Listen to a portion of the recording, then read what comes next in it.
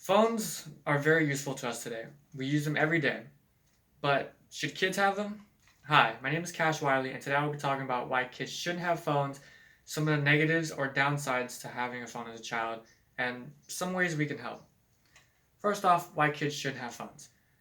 According to lifehack.org, even while smartphones can be very useful, they do alter a lot of the bonds between parents and child, or even just adults and child.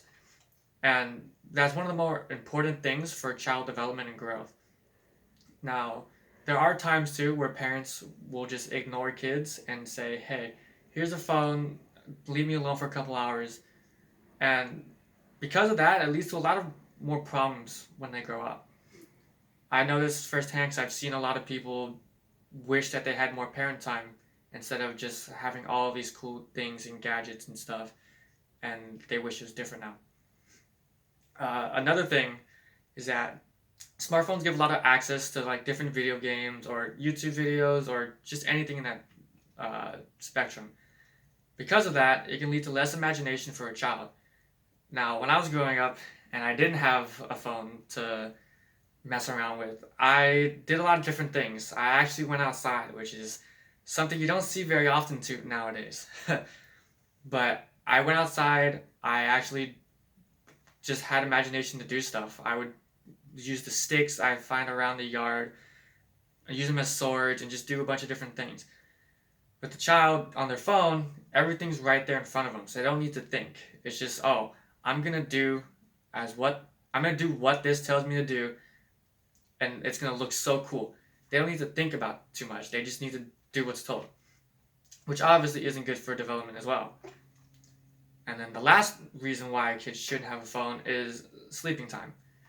Now, a lot of kids, when they watch videos or just play games for a long time, it can lead them to staying up. And I know this personally because that's what I did, and I'm now not doing so well on sleep. But because of that, they want to finish that last level, or they want to watch that extra hour or longer of a video. And eventually it spirals into them getting less and less sleep, which obviously can alter different brain functions and just make a kid super tired and less productive during the day, which obviously is something we don't want. So, what are some of the downsides of this, other than what I talked about?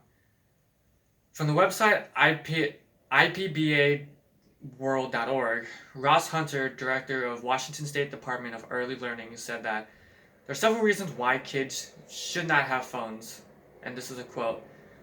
With cell phones are likely to spend too much time on them, keeping them from doing more productive things like exercising or reading. There is an increasing evidence of addiction to electronic devices, which, like any other kind of addiction, is destructive. Many kids with cell phones lose sleep off talking at night because they're anxious and do not want to miss a call.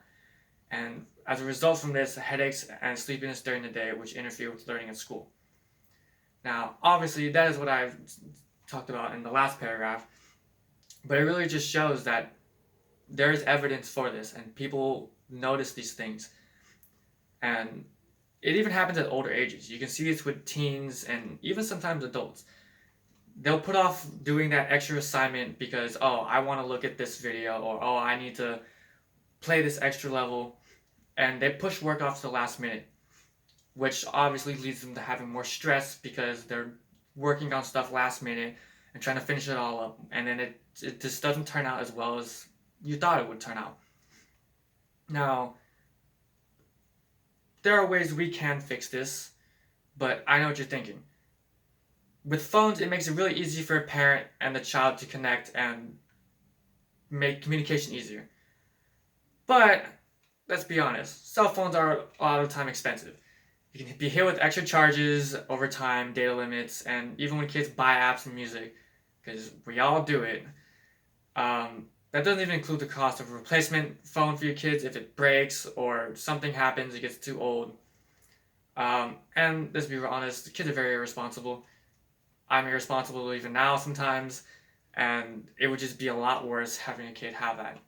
It has a lot of different money problems. Not to mention, with little adult supervision, kids can do so much on the internet nowadays. One of the more relevant things that come to mind was in 2019 with the whole Momo incident. Um, Kids were contacting this person or doll, and it was telling them things to do, or it would hurt them or their family, which obviously they don't know what's real or fake, so they're going to believe this and they're going to follow these orders. And this is all acted out of fear because they don't know what's real and what's fake. And because of this, caused a lot of different problems, and a lot of parents were scared. Even some kids did some things that they weren't really supposed to do. So, as a conclusion, you can see all the evidence of why kids shouldn't have full access to phones. I wouldn't say they can't have no access to phones, because there are some very good upsides to it. Like, it can teach them a lot that sometimes school won't teach them. They also learn the different ways how phones can work and how technology has advanced, which will help them for later on. But what are some things we can do now? First off, you can't just take away a phone. If a kid has a phone, you have to start limiting them, because just taking it from them all of a sudden is they're not going to know why. So we can start off small and just take baby steps and cut down usage. Another way we can do is, obviously every kid's different. We should wait until you think the kid is ready for a phone, and we can give them full access to it, knowing that they're going to be responsible with it. And lastly, we can also just teach kids about internet security.